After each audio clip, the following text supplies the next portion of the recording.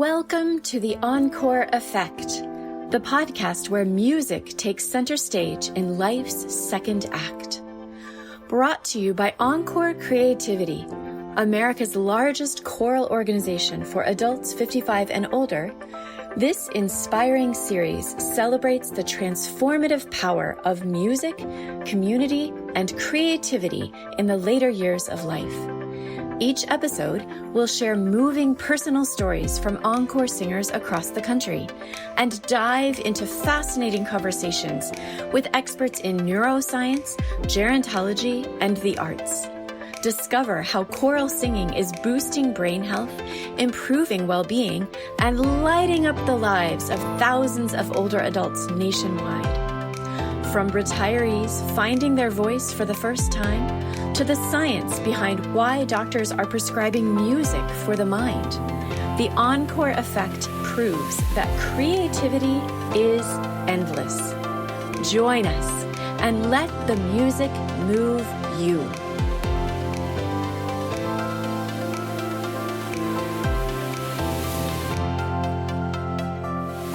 Well, hello and welcome back. We hope you had a wonderful holiday season. Welcome to the Encore Effect. My name is Joshua, and I have the privilege of being your host today and having some continued wonderful conversations. And today, I'm very excited to be talking to a wonderful human being and an incredible leader at Encore, our board president for the last 5 years, and has been just instrumental in so many things of bringing us back from COVID and transitioning our wonderful founder, Gene Kelly, and has just been a rock for Encore Creativity. So I'm so excited to have a conversation with him today. Anthony Tony Tambasco enjoyed a life in academia, highlighted by 35 years as a professor of biblical studies and social ethics in the Department of Theology and Religious Studies at Georgetown University. He also taught in the university's evening graduate liberal studies program for most of those years.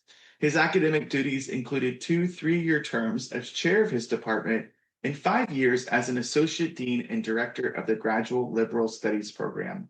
He is author of 5 books, editor of 3, and was a frequent speaker in adult education venues across the DC area, including at the Smithsonian Institution Associates Program, where he pioneered lectures on biblical topics and numerical and interreligious dialogue.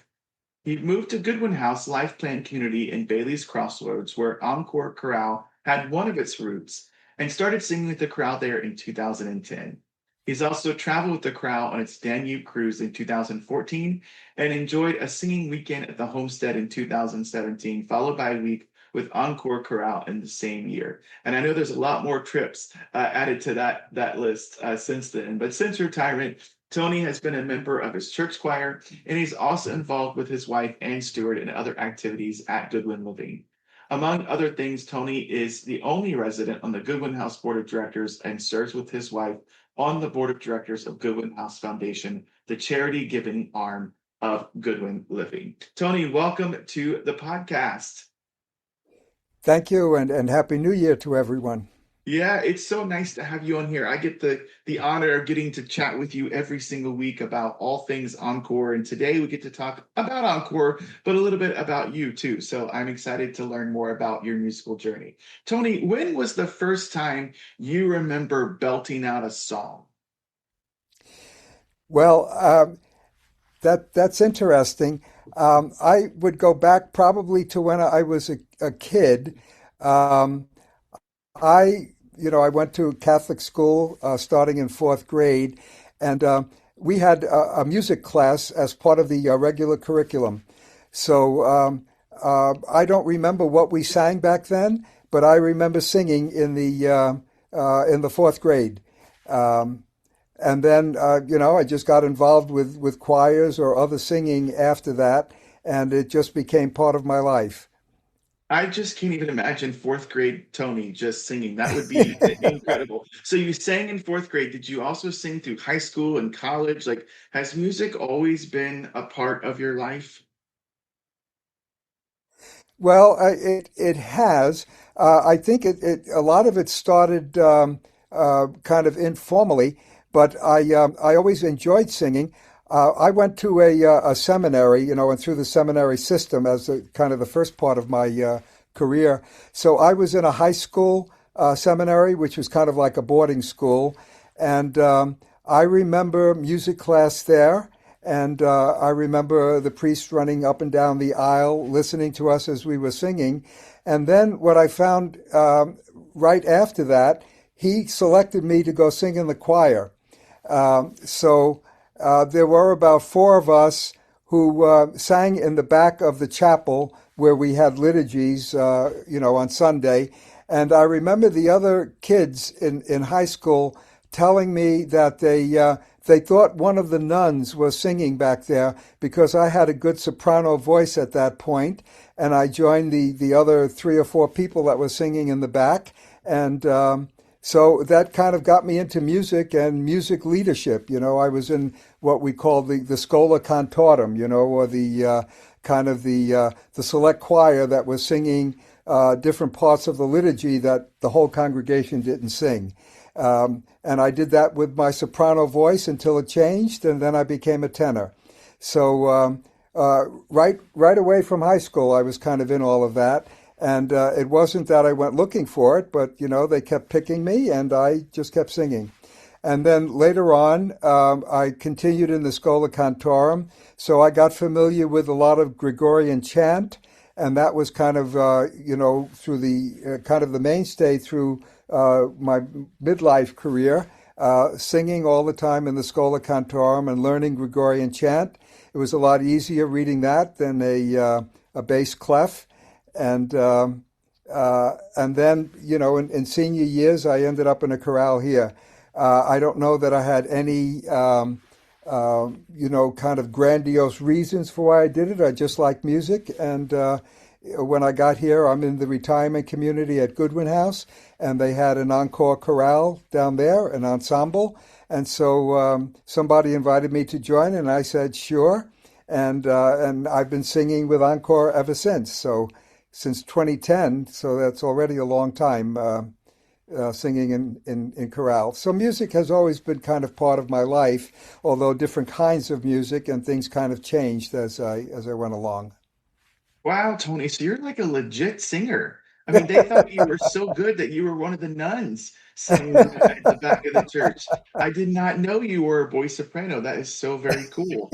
Uh, I learned something new today on the podcast, and so has our audience. So take us back to 2010, Tony. You'd been singing in the select choirs. You'd had lots of great musical experience and a musical journey, and you come to Encore Creativity, and you have your first rehearsal. Do you remember anything about that first rehearsal that stood out to you about Encore? Um, not particularly, other than that, people were pretty good. There a lot of people around me were not, particularly expert in music. They were not professional, but they sang well, and I enjoyed the harmonies. I got into the tenor part right away, and I always enjoyed the harmonies of the music. So Gene Kelly was a director at that point. I remember that. We were probably about 30, 35 people, and Jean was a workhorse. We were at the end of her week. So Jean, by that time, had started 10 chorales. She was going morning and afternoon from Monday to Friday. We were Friday afternoon, so we were the last chorale that she directed for the week. And then she got in the car quickly and tried to get home before the rush hour started to Annapolis. And then I'm sure she just slept for the whole weekend or got on her boat for the whole weekend and then came back and did it all over again. So, I already had the sense that I was part of a bigger group, and that Jean was directing all of these different chorales. But I just remember her being, a good leader and making it fun to sing. So you've gone from singer to now board president, and you've seen the organization through a whole nother, lens. And what would you say now makes Encore unique, makes Encore special? Well, I think the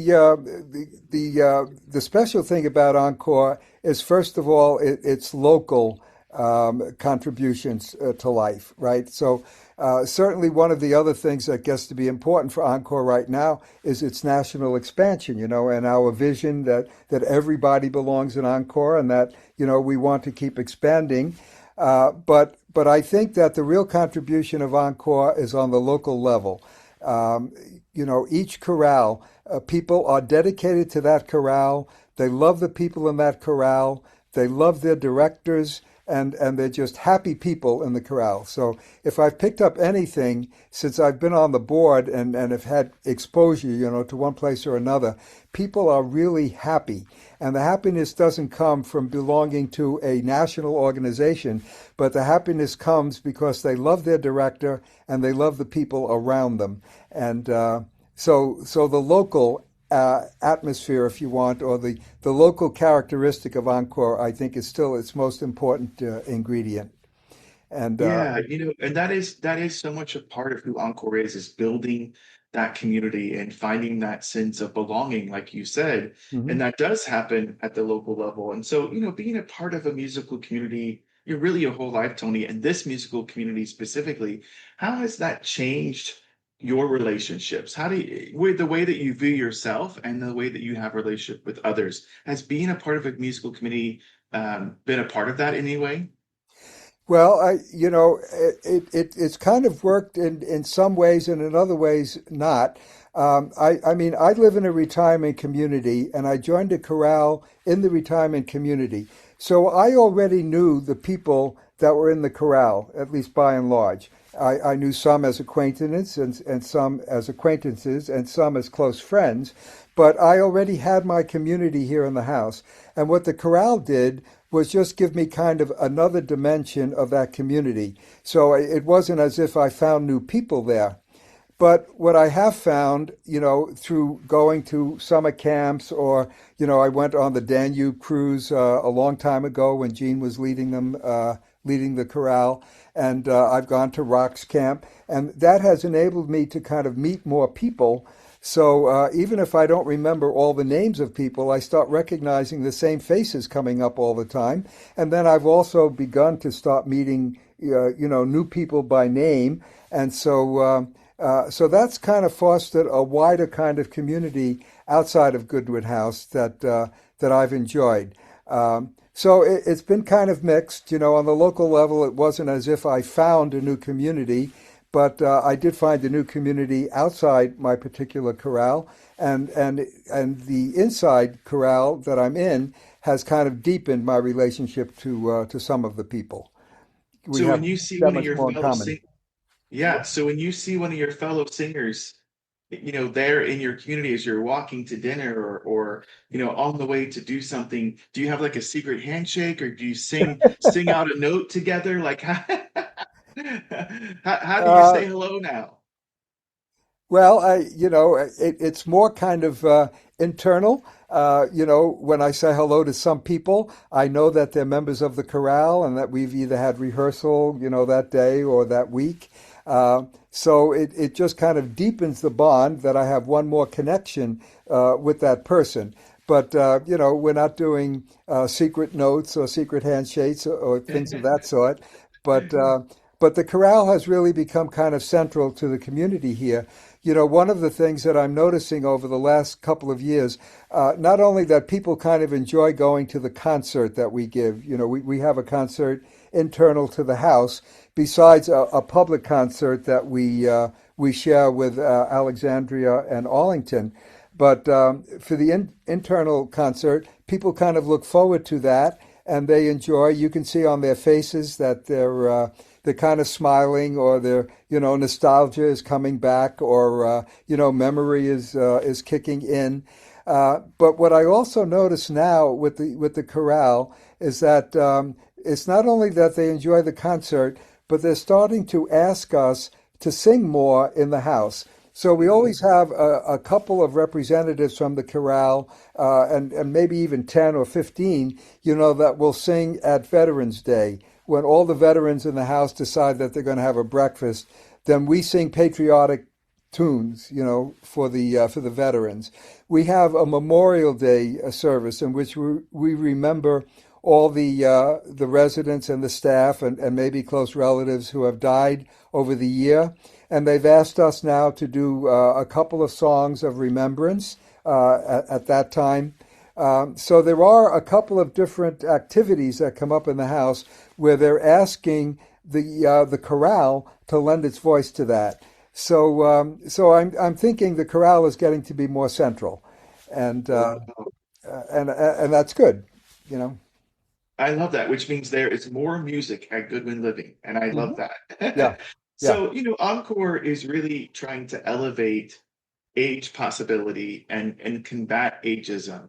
And in your experience, either as a singer or as a board president, how are you seeing that happen within the organization? I always thought that my voice was going to disappear when I got old, but it hasn't, and it's still there. And so when we kind of have a choir, for instance, at church, the choir has young people, it has young adults, it has middle-aged people, but it also has older people like me. So what happens is music, I think, kind of serves as a leveler, or an equalizer. And we just lend our voices along with everybody else, and nobody is worried about how old we are when we sing. Um, so I think that that's one thing that I find, in old age, if you want to call it that, is that music has a way of kind of bringing me into the communities outside, especially. So, I'm in a senior housing, so I can't say that the chorale here has kind of, joined me to young people and others, but outside in my choir and in other ways, and I would bet it's the experience of other chorales where there are at least different age categories that help them all feel part of it and a vibrant part of community. I love that, Tony. And what's your favorite kind of music? What's my favorite kind? Yes. Well, back in the old days, I was around when rock and roll was first starting, and and that's when rock and roll had a lot of melody, But I was so I kind of like that. I remember, the oldies and goodies for me are still, Dean Martin, Frank Sinatra, Perry Como, So Oh, the greats. I liked all of that. And then someplace along the line, probably after high school and college, and then in later years, I got to kind of enjoy classical music. So, there are a couple of pieces that have always been really central for me. I love some of Dvorak's music because it just seems so terribly melodious, and almost everything he does has vibrant melodies in them. But I was always struck by Dvorak's Eighth Symphony. It doesn't follow the patterns of other symphonies where you kind of establish a theme in the first part and then you kind of play with it in different ways through the next movements. In Dvorak's symphony, you kind of like you have one movement and then you go to the next movement and it's a totally different melody, and then you go on to the third and classical music has always been important for me in my adult years. Well, I haven't lost the oldies and goodies and some of that. I don't like contemporary music, when it gets to be discordant, when music is kind of a protest to the old patterns. I don't like the protests, so it doesn't appeal to me.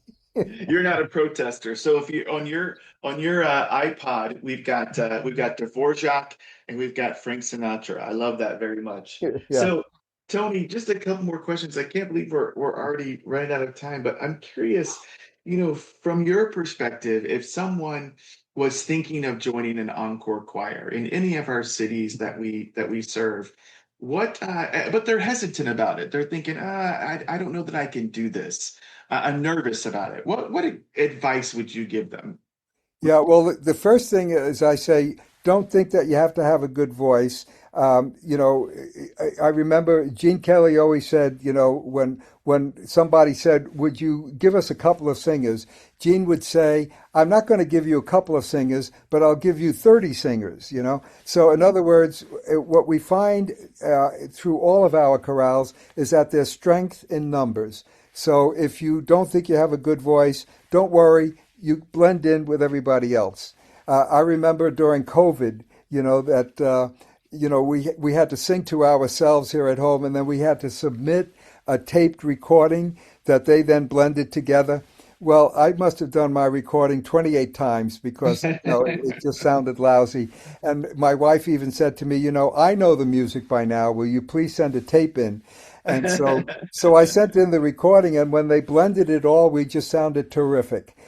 So don't worry about, you know, a terrible voice. And I said, and don't worry about reading music. You know, some of it is still guesswork, but it's almost like it's impromptu or spontaneous, you know, that I, you know, can make the leaps between notes.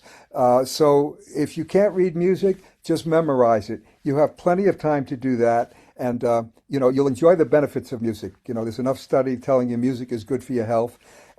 Just don't worry about your voice and don't worry about reading notes. You can memorize and you'll blend in with a crowd. And That's great. you'll enjoy all the good effects of music.